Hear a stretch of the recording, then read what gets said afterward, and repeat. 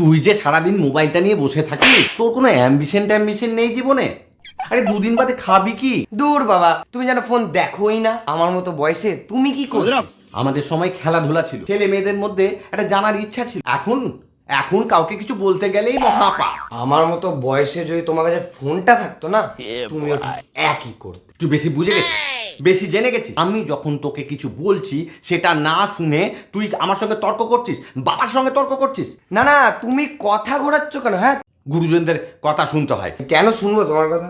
আয়, শুধু বাবার মুখে মুখে তর্ক করে। না না, তুমি তুমি তুমি কথা ঘোরাচ্ছ কেন? তোমার কাছে বলতেই হবে।